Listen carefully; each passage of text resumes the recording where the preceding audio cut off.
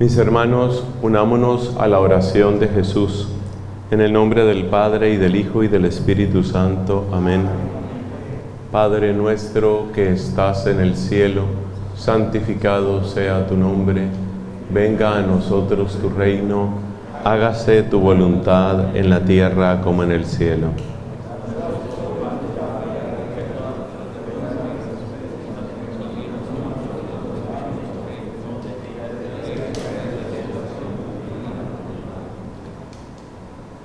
Señor Jesús, que prometiste el don del Espíritu Santo. Señor Jesús, que nos dijiste que el Espíritu nos iba a conducir y nos va a conducir a la verdad completa. Concede esa gracia de Espíritu que haga dócil el corazón, atento el oído, abierta la inteligencia, ágiles los pasos, dispuestas nuestras manos para colaborar en tu reino. Tú vives y reinas por los siglos de los siglos. Hermanos queridos, el mundo está lleno de signos.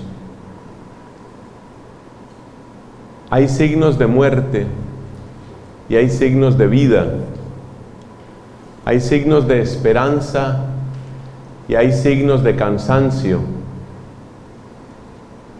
Cuando vamos al médico, usualmente nos hacen una serie de exámenes y a través de esos exámenes evalúan cuál es nuestra condición. Si aparecen altos los triglicéridos, hay que preocuparse. Si hay señales de hipoglicemia, hay que preocuparse. Y hay una serie de indicadores que son como signos para el médico, signos de cómo estamos. En este mundo lleno de signos, queremos preguntarnos qué signos somos nosotros. ¿Qué significa? Por supuesto, significar viene de signo. ¿Qué significa nuestra presencia? ¿Qué diferencia hace?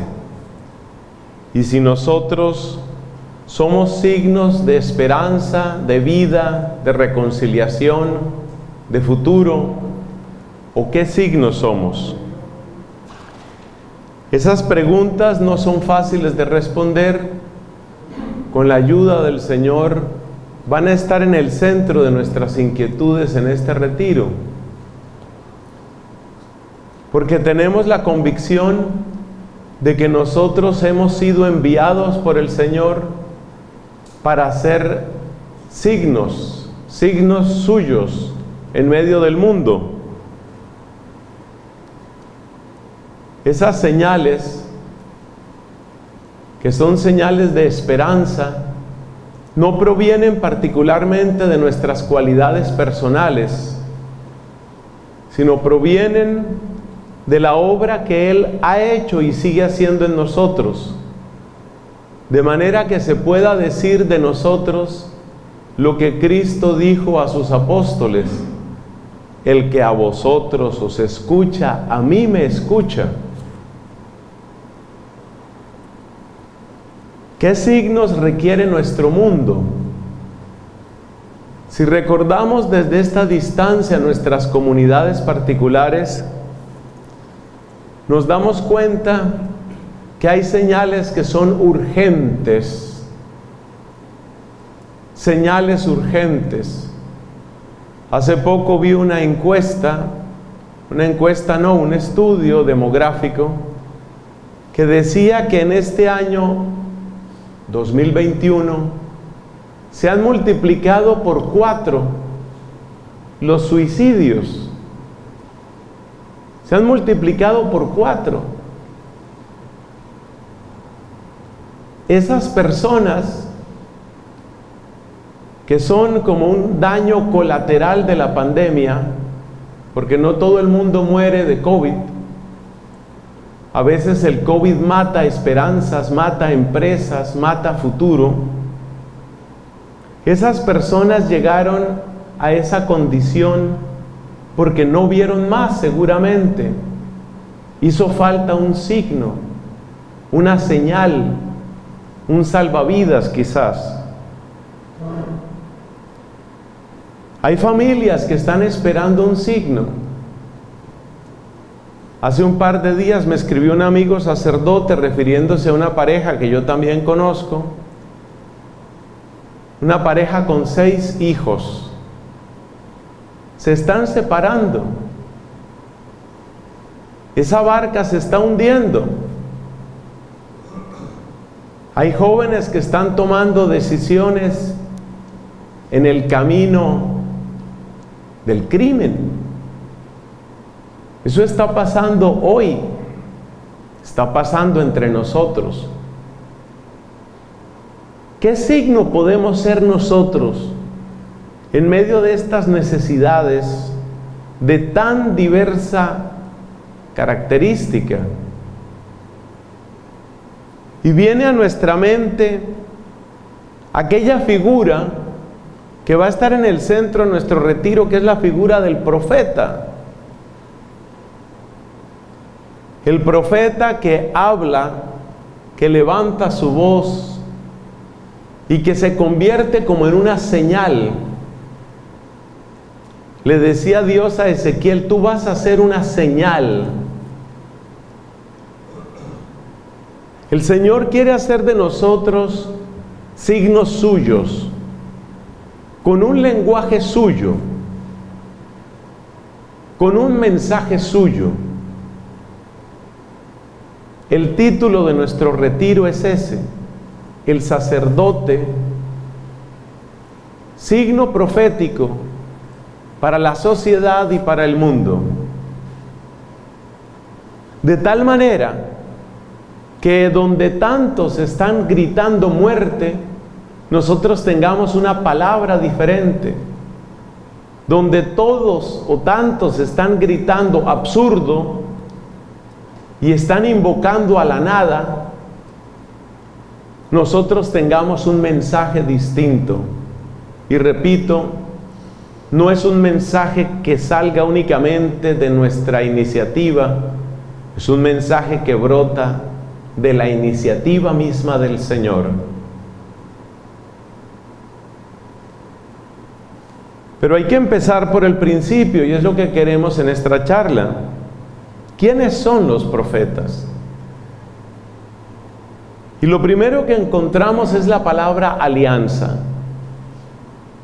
Tal vez la primera y la fundamental definición de la palabra profeta en el Antiguo Testamento. Luego nos acercaremos al ministerio de Cristo, por supuesto. Pero tal vez la palabra fundamental es que ellos son los custodios de la alianza. Lo cual a su vez nos invita y nos obliga a hablar sobre la alianza. ¿Qué es la alianza? ¿Por qué Dios hace una alianza? Observemos que en el comienzo de la historia de la salvación, el pacto que Dios hace va de una persona a otra. Abraham bendice a Isaac. Isaac, engañado por Rebeca, bendice a Jacob. Pero luego, después de Jacob, esa bendición, esa primogenitura, queda un poco disuelta. Entre los 12 hijos de Jacob no queda claro quién recibe la bendición. Lo que sí sabemos es que José era un hijo muy importante, muy querido para Jacob, lo mismo que Benjamín. Estos 2 hijos se los había dado Raquel. Jacob tuvo hijos en 4 mujeres, pero indudablemente la que no solamente deseó, sino que auténticamente amó, fue Raquel. José y Benjamín eran hijos de Raquel, la amada, y por eso eran tan importantes para Jacob. Pero José no era el primogénito, ni Benjamín tampoco, era Rubén. Entonces, hay una especie de transición entre la época de los patriarcas y lo que viene con la llegada a Egipto. Ya en Egipto, la lógica de la primogenitura y de la bendición se disuelve.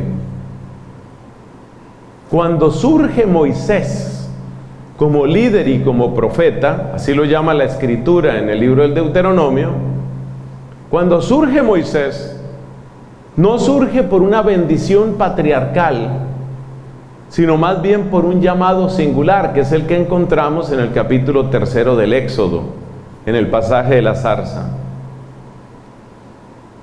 Se da pues una transición entre la época de los patriarcas y la época de Egipto. Y solamente a partir de esa época de Egipto va a aparecer con claridad, con rasgos bien definidos, lo que es la alianza. Es una historia que yo quiero que recordemos, hermanos, en esta ocasión. ¿Qué es? ¿Cómo empieza el relato de la alianza? ¿Cómo empieza ese término de la alianza? Empieza por el dolor y por el clamor del pueblo que se queja. Ese dolor Dios lo escucha, y ese es el mensaje que le da Dios a Moisés en el pasaje de la zarza: he escuchado el dolor de mi pueblo. Entonces Dios envía a Moisés donde Faraón. Faraón es el poder endiosado. Entre los egipcios, el faraón era considerado de raza divina. Era tan distinto, esto lo sabemos por la historia, era tan distinta la raza del faraón, que el faraón no podía tener relaciones con ninguna mujer fuera de su familia. De tal modo que entre los egipcios, el incesto del faraón era obligatorio. Él solo podía tener relaciones con su hermana, porque tenía que ser de la misma raza divina, no podía mezclarse con otros. Faraón es el poder endiosado. Moisés va donde Faraón y lo primero que pide, o mejor dicho, lo primero que dice, porque no es una petición, de parte de Dios es: deja salir a mi pueblo para que haga camino por el desierto, 3 días de camino por el desierto, y celebre fiesta en mi honor. Es la primera mención lejana, indirecta, implícita. La primera mención de lo que después será la alianza. Y es muy interesante, hermanos, porque en ese primer llamado hay 3 cosas. Dios le está diciendo al faraón: tú no eres el único Dios. Dios le está diciendo al pueblo: acuérdense de dónde vienen. Y Dios le está diciendo al pueblo: conozco su dolor. Entonces la alianza va a ser desde el principio una proclamación del señorío de Dios, una proclamación en contra de los ídolos y una voz de compasión frente al dolor del pueblo elegido. Lo que estaba mandando Dios en esa primera conversación que Moisés tiene con el faraón, lo que estaba mandando Dios era relativamente sencillo: 3 días por el desierto. A mí me gusta decir que Dios llevó a su pueblo a retiro espiritual, como estamos nosotros aquí. 3 días de ida, 1 día de celebración, 3 días de vuelta, una semana de retiro. Dios se iba a llevar a su pueblo a una semana de retiro. Pero Faraón no quiere que el pueblo recuerde que hay otro Dios. Faraón no quiere competencia. Faraón se considera y se trata como si fuera el único Dios. Y no pueden recordar los israelitas al Dios de Abraham, de Isaac y de Jacob. Ahí empieza la historia de la alianza. Ahí empieza. Una historia de liberación, una historia de compasión y una historia de señorío de Dios. Son los tres elementos que quisiera que retuviéramos. Porque esos tres elementos son los que van a seguir apareciendo en la voz de los profetas y son los elementos que luego alcanzarán su plenitud en Cristo, en el sacrificio de Cristo, en la voz de Cristo, en la gracia de Cristo. Liberación, compasión, señorío. Liberación de los ídolos y del pecado. Compasión por las necesidades, los dolores y las heridas. Y el señorío de Dios como garante de la libertad que ese pueblo recibe. Liberación, sanación, señorío. Estos elementos estarán tan presentes que si usted toma Lucas capítulo 4, cuando Cristo está en la sinagoga de Nazaret y lee aquel pasaje del libro de Isaías, ahí están otra vez. Cuando dice: el Espíritu del Señor está sobre mí porque me ha ungido para liberar a los cautivos, para dar la vista a los ciegos. Ahí está la liberación, ahí está la sanación, ahí está la proclamación del señorío de Dios. Liberación, sanación, señorío. Tres elementos que aparecen ahí.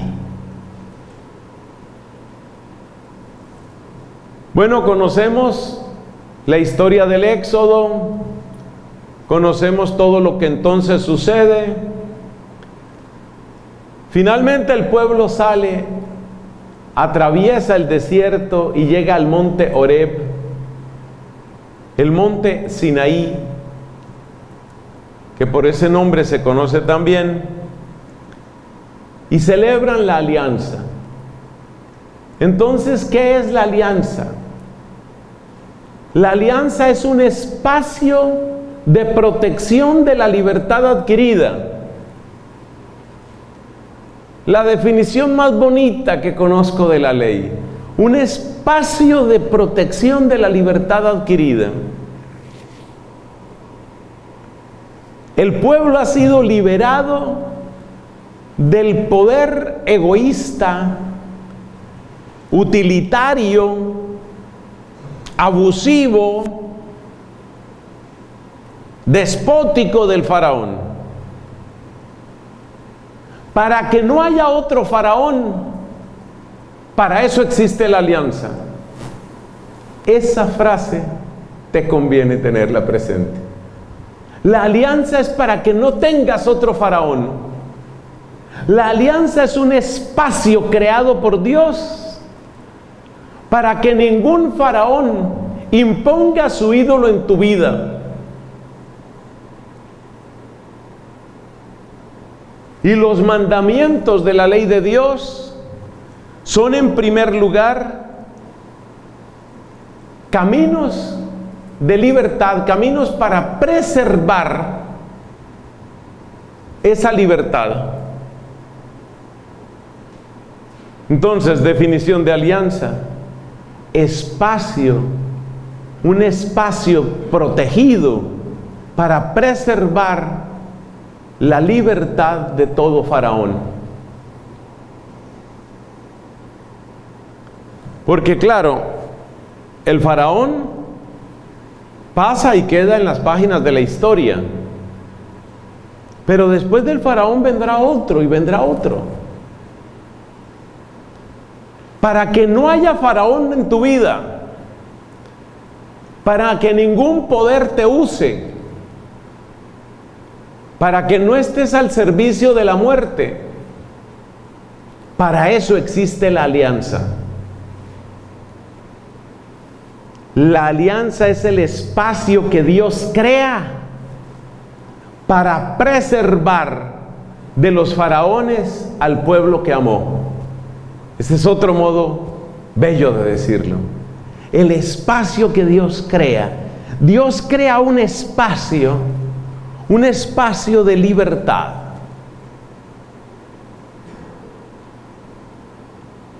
Bíblicamente esto tiene una resonancia preciosa si recordamos el relato de la creación, el primero de los dos relatos de la creación.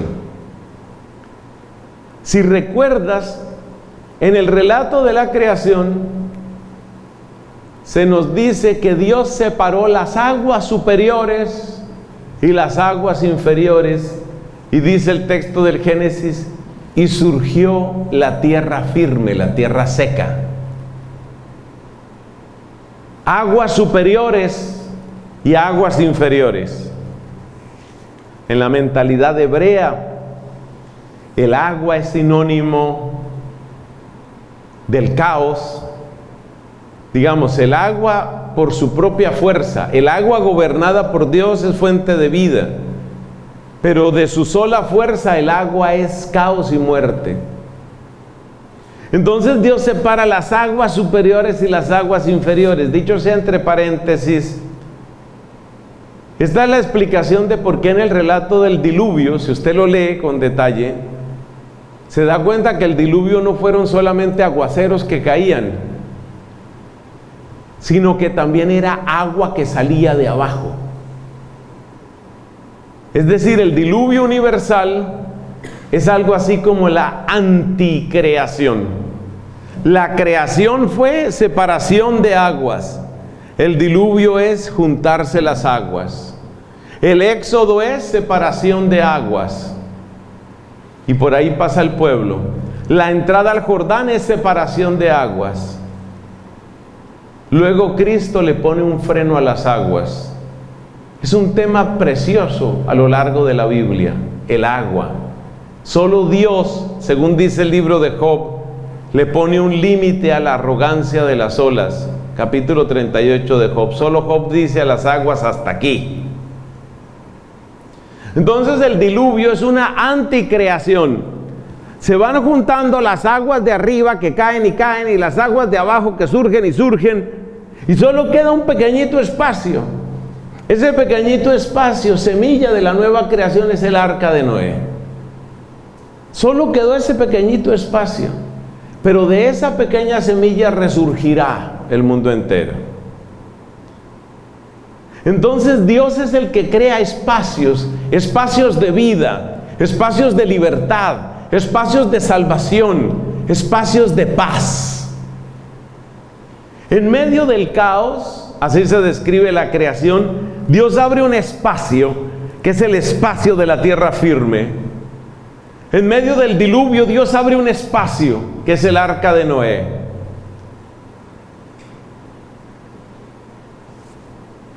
En medio de la tiranía de Egipto, Dios abre un espacio. Ese espacio es la alianza.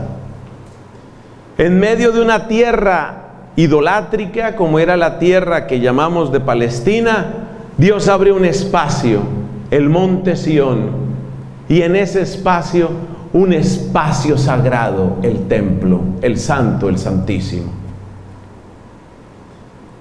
La alianza es el espacio que Dios abre, es el espacio en el que Dios protege a su pueblo, en el que Dios mantiene el milagro. La alianza es el milagro sostenido. ¿Milagro sostenido de qué? De las tres palabras que dijimos: liberación, sanación, señorío. En vez de estar sirviendo al faraón, que solo te usa, vas a estar conmigo que te amo. Esa es la alianza. Ahí está la esencia de la alianza. En vez de estar con ídolos que te usan, quédate conmigo, que te amo. O con otra frase que también me gusta mucho: la gran diferencia entre los ídolos y el Dios verdadero es que los ídolos se alimentan de ti, el Dios verdadero te alimenta. Primero con el maná, luego dando a su propio hijo. El ídolo se alimenta de ti, el Dios verdadero te alimenta. Entonces Dios crea un espacio. Ese espacio para nosotros va a ser luego Cristo. Cuando Cristo dice: venid a mí los que estáis cansados y agobiados. ¿Qué es eso, hermanos? Ese es el espacio. Estás cansado, estás agobiado, estás sobrecargado. Ven, tengo un espacio para ti. No contento con eso, nuestro amado Señor Jesucristo dice: me voy a prepararles un lugar, un espacio. Les voy a preparar un espacio. ¿Qué es el cielo? Es un espacio para siempre, por supuesto en sentido muy particular, porque no es un espacio material como este espacio que conocemos de 3 dimensiones, o las que diga la ciencia que son. Dios entonces es el que crea los espacios. La creación es la apertura de un espacio que hace posible la vida. El arca de Noé es un espacio de rescate. La alianza es un espacio de salvación, de liberación y sanación. El templo es un espacio de paz donde está prohibido matar. No se puede matar en el templo. Por eso cuando tienen que matar a aquella mujer impostora, Atalía, la sacan a empujones del templo, que es un pasaje muy, muy raro para predicar, muy difícil de predicar. A empellones la sacan del templo, porque en el templo está prohibido matar. Luego Cristo, que se convierte en el espacio. Cristo que reemplaza al templo cuando dice: destruid este templo, en 3 días lo reconstruiré. El cuerpo de Cristo se convierte en el espacio en el que nosotros vivimos. Por eso nosotros nos comemos a Cristo. Pero la paradoja que ningún científico podrá explicar es que nosotros nos comemos a Cristo para vivir en Él. Lo comemos es como meterlo en nosotros, pero cuando Él entra en nosotros, nosotros habitamos en Él. Cristo es el espacio donde vivimos. Ese espacio tiene un nombre en el Nuevo Testamento, un nombre técnico que nos lo regala sobre todo San Juan en sus escritos. Se llama comunión, koinonía. Koinonía, de la palabra griega para decir común, koinos, común, koiné, femenino, común. Entonces, la koinonía es la comunión.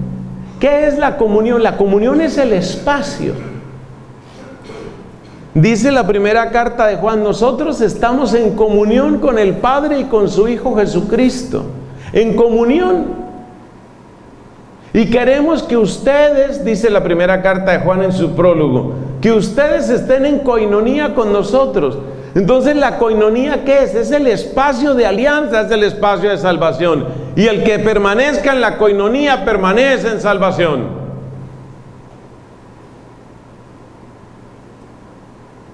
Por eso, nosotros estamos llamados, por ejemplo, como presbiterio, estamos llamados a ser un espacio de koinonía, un espacio de comunión en Dios. Y tenemos la certeza de que el sacerdote que permanezca en koinonía, que permanezca en comunión, como dice San Ignacio de Antioquía en sus cartas, permanecer en comunión con el obispo, con los presbíteros, con los diáconos, El que permanece en la coinonía se salva. El que se sale de la coinonía cae en los faraones. Esa es la muerte. La muerte es esa. La muerte es salir de la coinonía. Entonces me voy del obispo, me voy de mis hermanos sacerdotes, me voy del ministerio. ¿Me voy a dónde? Me voy a los faraones. Me voy a los faraones. ¿Y el faraón qué va a hacer? Me va a usar. Y cuando no me necesite me va a desechar. Esta es la teología de la alianza, la teología del espacio que Dios crea.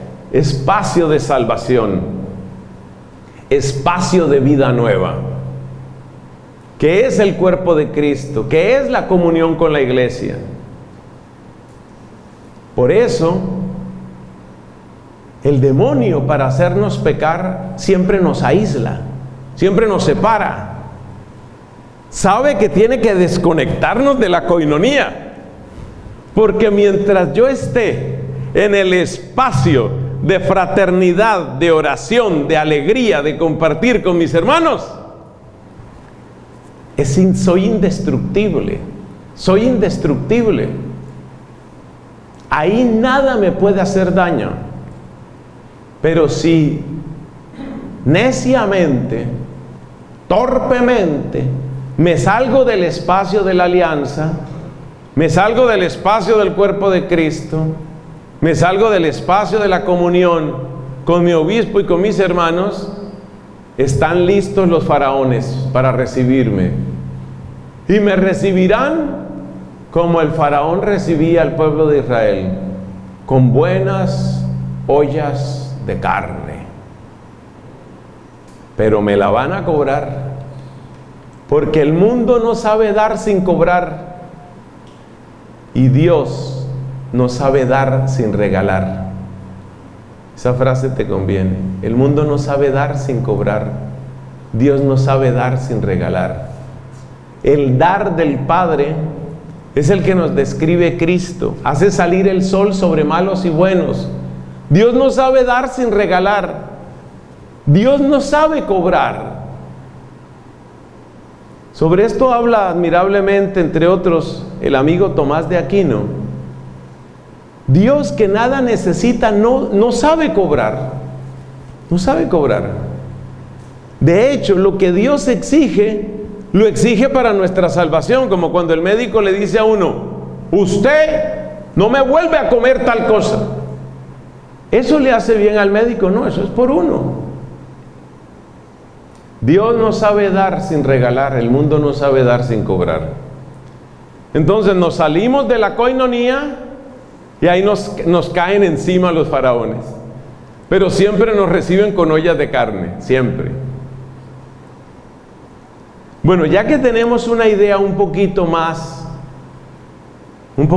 definida sobre lo que es la alianza, espacio de liberación, de sanación y de señorío, hay que hacer una aclaración importante.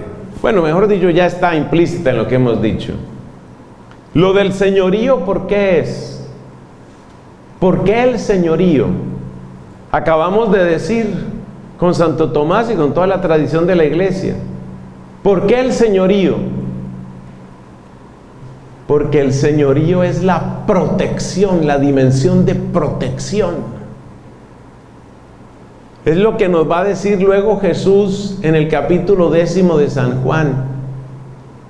Al mercenario no le importan las ovejas, pero al buen pastor sí. El buen pastor da la vida por sus ovejas. Entonces el señorío, que es uno de los rasgos de la alianza, ¿por qué es?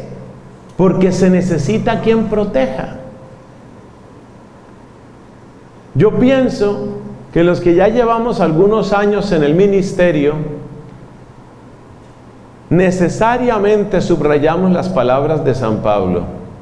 Llevamos este tesoro en vasijas de barro.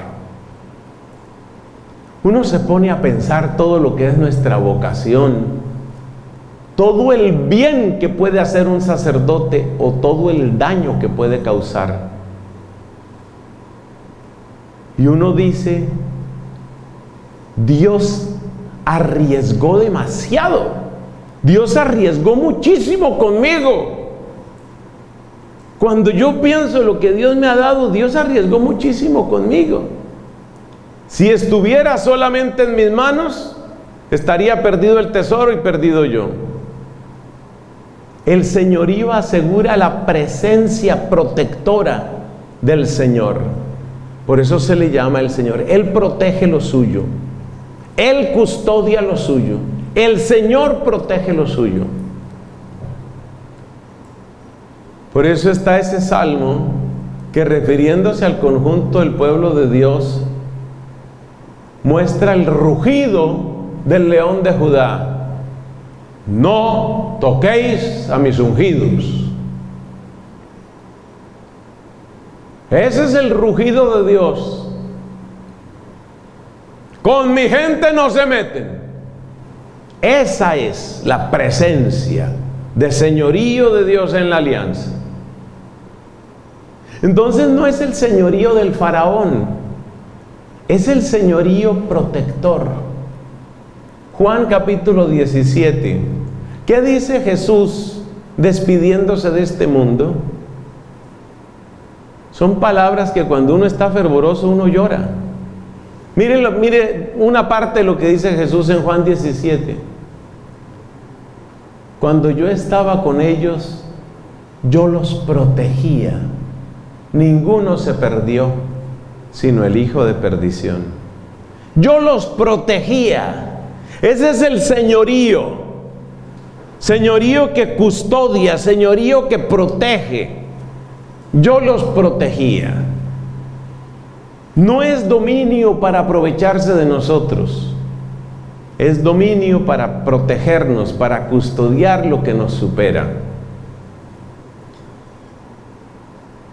Llegar a tener sensibilidad por la alianza es un don. Entender que la alianza no es una carga, sino un espacio de protección de la libertad que Dios me ha dado. El demonio quiere que miremos la alianza como un conjunto de requerimientos pesados, insostenibles. El demonio quiere que miremos la alianza desde un único lente, preceptos, mandamientos. Tengo que, me toca, no hay de otra, debo. Es la mirada más miope que puede tener uno. La verdad, hermanos, es que cuando Dios enuncia su alianza, lo primero que hace es recordarle al pueblo quién es Él. Recordemos en el Éxodo, por ejemplo, cuando se proclama el decálogo: yo soy el Señor que te sacó de Egipto. Así empieza. O sea, ¿qué es lo que le está diciendo? Yo te liberé, yo te sané, yo te amo, yo te amo, yo te sané, yo te liberé. O leer por allá en Ezequiel 18, cuando se describe el comienzo de Israel y de Judá. Estabas agitándote en tu sangre y nadie se compadeció de ti. Yo te limpié. No hubo quien te sanara el ombligo, le dice Dios a su pueblo. No hubo quien te sanara el ombligo. Yo te limpié. Yo te amé. Yo te cuidé. ¿Por qué el decálogo empieza con esas protestaciones de amor? Para que entendamos una cosa, que los mandamientos de Dios son como las paredes y el techo de ese espacio en el que Dios nos quiere libres y nos quiere sanos. Dios nos quiere liberados y sanados. Dios nos quiere libres y sanos. Entonces, cuando Dios dice, mira, no hagas tal cosa, lo que está poniendo es la valla, el límite, para que te quedes en el espacio donde estás en comunión conmigo. Te voy a contar una sorpresa. ¿Cuál es el libro de la Biblia del Antiguo Testamento que habla más de la alegría? Es muy difícil que uno acierte. Yo perdí ese test cuando lo presenté. Resulta que el libro que más habla de la alegría en el Antiguo Testamento es el libro del Deuteronomio, el libro de la ley. Dígame si no es una sorpresa. Es el libro del Deuteronomio. Y te alegrarás.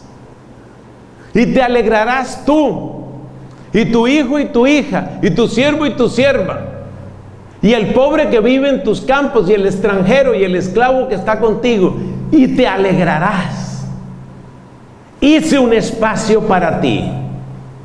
La alianza es el espacio que hice para ti, y te alegrarás.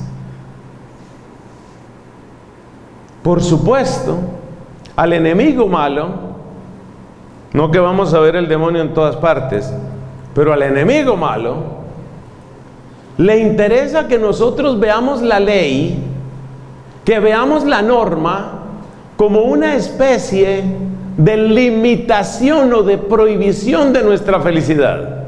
Génesis capítulo 3. ¿Qué le dice la serpiente a Eva? ¿Es verdad que Dios les dijo que no podían comer de ningún árbol? Por supuesto, es una calumnia, porque eso no fue lo que dijo Dios. Pero ¿por qué la serpiente le habla así? Para inducir desde la primera frase, desde la primera y hedionda frase que el demonio pronuncia, él quiere que nosotros veamos los preceptos de Dios como prohibiciones de nuestra libertad y límites de nuestra felicidad. Lo que está diciendo el demonio es: ¿te has dado cuenta que Dios no te quiere? Que Dios no quiere ni tu felicidad ni tu bien. ¿Te has dado cuenta que Dios es un envidioso? Coman de esa fruta y serán como dioses. La invitación a la desobediencia va precedida por la calumnia, y la calumnia es el mandato, es una limitación, una prohibición de tu libertad y de tu felicidad. Esa es la calumnia.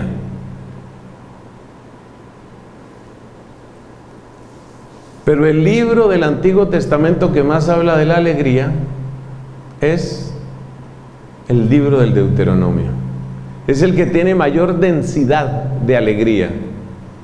Y es el libro que tiene más ley, más legislación. Bueno, le compite Levítico. Entonces la ley es la descripción del espacio, es el establecimiento del espacio de libertad y sanación. Y siempre me gusta, por eso la anuncio tanto, la comparación con el médico. Hombre, haga esto, usted va a tener calidad de vida, haga esto. Necesitamos que usted, qué sé yo, haga más actividad física, lo que siempre nos dicen los médicos. Cuídese de esto, duerma horas, coma horas. ¿Qué tal que uno saliera de donde el médico que le ha dado las recomendaciones sensatas que he resumido, que uno saliera donde el médico y dijera: ese médico quiere dominarme la vida, ese médico quiere controlar todo, ya me quiere controlar el sueño, el agua que tomo, las horas que duermo, si fumo, si no fumo, si tomo, si no, ese tipo me quiere controlar todo. Nosotros no pensamos así del médico.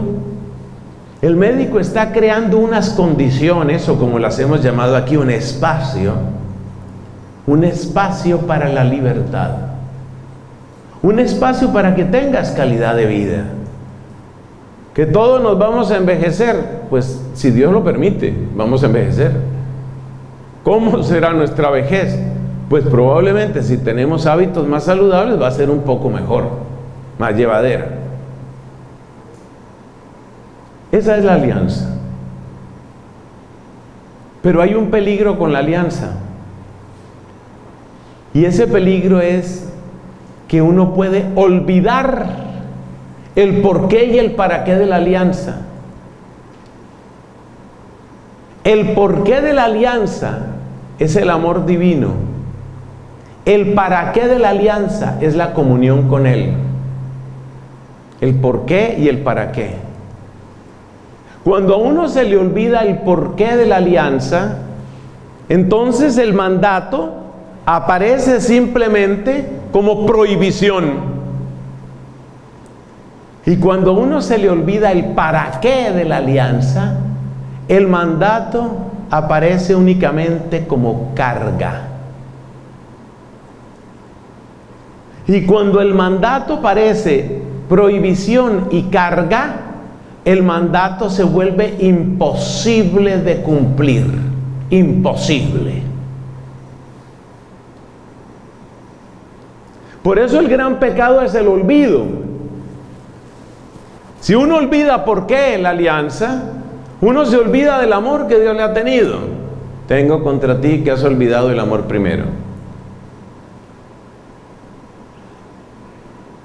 Uno siempre piensa en ese pasaje del Apocalipsis que el amor primero se refiere al amor que aquella comunidad le tenía a Dios. Pero resulta que ese amor primero es también el amor que primero le tuvo Dios a esa comunidad. Te has olvidado del amor primero, no es solamente te has olvidado del amor que tú me tenías, que está implícito, sino te has olvidado del amor que yo te mostré primero. Entonces démonos cuenta, la alianza está en peligro. ¿Por qué está en peligro la alianza? Por el olvido. ¿Olvido de qué? El por qué y el para qué. Si a uno se le olvida el porqué de la alianza, a uno se le olvidó el amor que Dios le tuvo. Y si a uno se le olvida el para qué de la alianza, a uno se le olvida la coinonía, se le olvida la comunión, es decir, se le olvida la felicidad a la que Dios lo llama. Por eso, la insistencia en la memoria. Deuteronomio capítulo 6. Las palabras que hoy te digo quedarán en tu memoria. Se las enseñarás a tus hijos. Hablarás de ellas estando en casa y yendo de camino, acostado y levantado. Ponlas delante de ti, escríbelas como un tatuaje. Todas esas expresiones tienen que ver con la memoria. Y por eso los profetas también pueden ser llamados memoria viva. Los profetas son memoria del pueblo, memoria viva, que intenta recordarle al pueblo el porqué y el para qué de la alianza. Porque cuando uno pierde la memoria de la alianza, entonces, ya sabemos, si se me olvida el porqué, los mandamientos solo parecen prohibiciones. Y si se me olvida el para qué, los mandatos solo parecen cargas. ¿Sabe una cosa? Es exactamente lo que el demonio hace con nosotros como sacerdotes. Exactamente lo mismo. Que hay que celebrar de tal manera. ¿Y por qué? Quiero celebrar de otro modo. En mi formación, a mí me tocó un tiempo con un fraile. Yo estaba por allá en mi filosofía, mi teología. Me tocó un tiempo con un fraile de otro país, una teología muy avanzada. Y entonces la de él era: ¿y por qué? ¿Por qué tiene que ser? A ver, ¿cuántos prefacios hay ahí? Como 40. ¿Por qué tienen que ser esos 40? ¿Por qué? Entonces, estar en misa con este reverendo padre, ya falleció, estar en misa era una tortura. uno sí que pedía Espíritu Santo, Dios mío, que no haya profanación hoy aquí. Porque este hombre en cada misa inventaba un prefacio porque él era libre. Entonces cuando iba a empezar el prefacio uno sudaba frío. ¿Ahora qué va a decir? ¿Ahora qué va a decir? Porque él miraba la norma, la miraba como pura prohibición, pura prohibición. Y el que mira la norma como prohibición, un día revienta la norma. Eso no falla. Si usted mira la obediencia como prohibición de su libertad, un día usted revienta la obediencia y dice, haré lo que se me dé la puerca gana, por no decir más groserías. Si usted mira el celibato como prohibición, un día usted revienta el celibato y usted dice, yo soy un hombre completo, yo hago lo que me parece, porque soy varón y muy varón. Entonces esa es la estrategia del enemigo, que nosotros veamos las normas como prohibiciones, o si no las veamos como cargas. Y el que lleva la carga, ¿y ahora qué me toca? Vísperas, ay. Toca vísperas. La única frase sincera que le sale en esas vísperas es, Dios mío, ven en mi auxilio.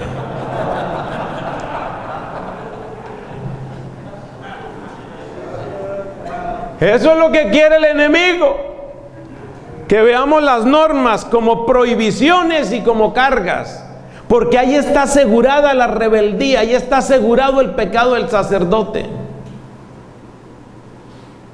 Oiga, ¿cuántos años han pasado desde que yo estaba en mi formación?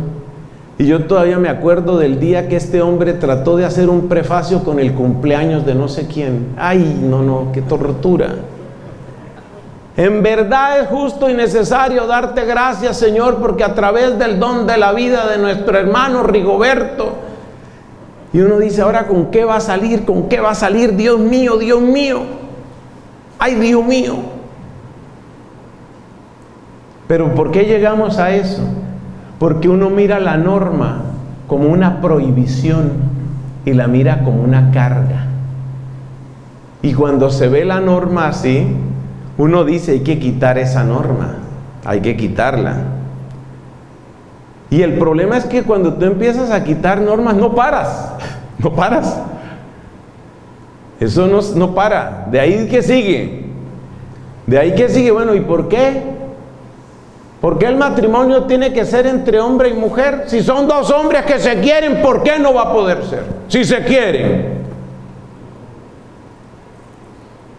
Y si tres mujeres se casan, ¿por qué tiene que ser dos? ¿Sabe qué tiene importante el número dos? ¿Por qué esa idolatría del número dos?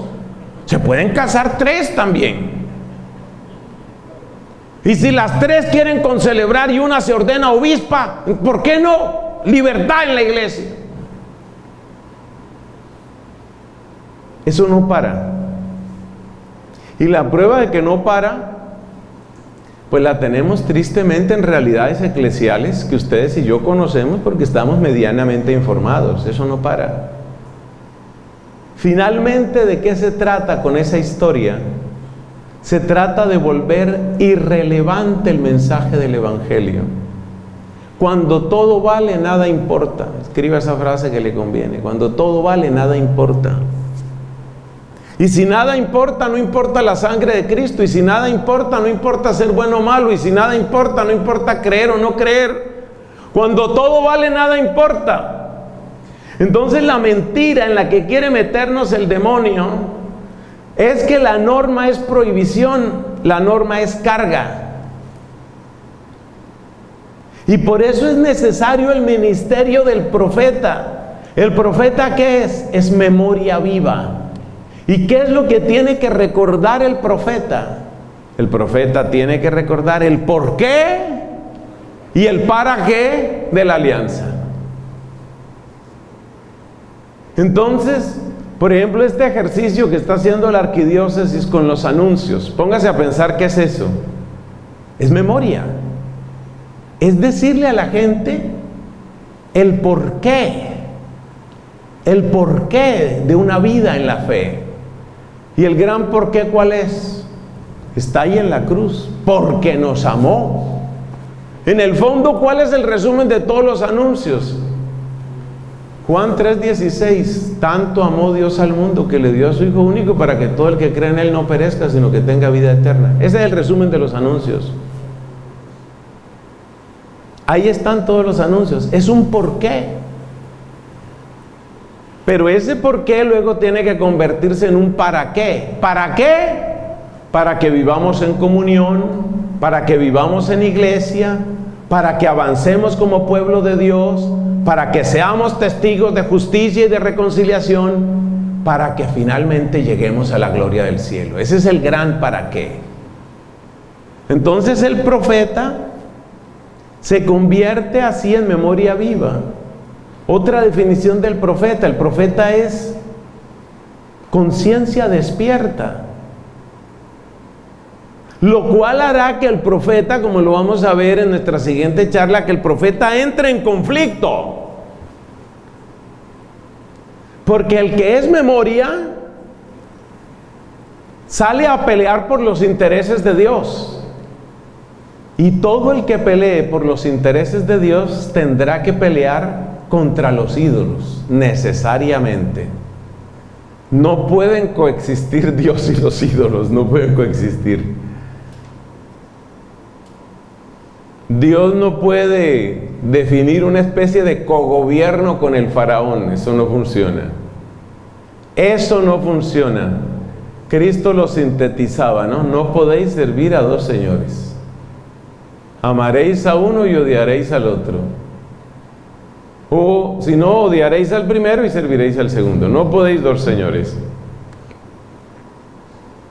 Entonces el profeta es conciencia despierta.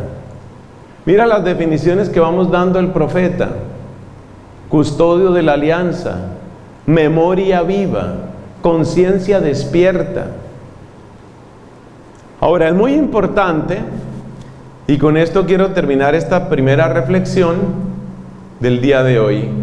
Es muy importante, hermanos, hacer un par de anotaciones sobre esto de la conciencia despierta. La conciencia despierta tiene que darle mayor énfasis a lo que es más importante. No todas las cosas son igualmente importantes. Entonces hay que darle el énfasis apropiado a lo que es más importante.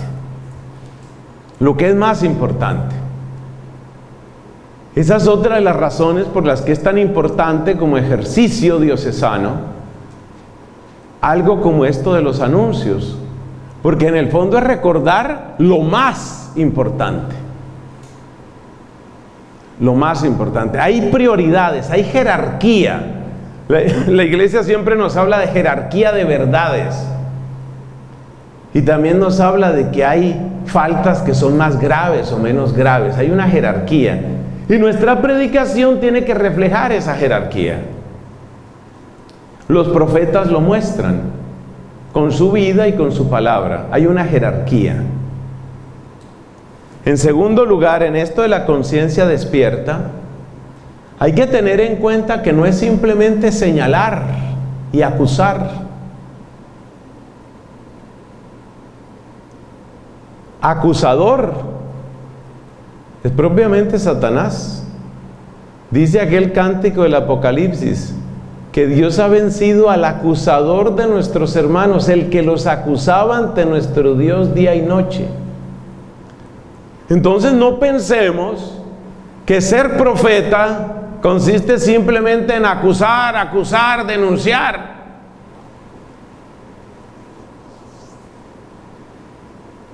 El que se limita solo a acusar, hasta convertirse en una especie de pozo de amargura, no está siguiendo el camino de los profetas de la Biblia. Los profetas de la Sagrada Escritura siempre nos muestran un camino de esperanza. En nuestra reflexión va a ser muy importante Jeremías, porque es como el paradigma de un profeta en un tiempo dificilísimo. Y usted se da cuenta que el final del profeta Jeremías acaba en pura esperanza. Entonces, ser conciencia,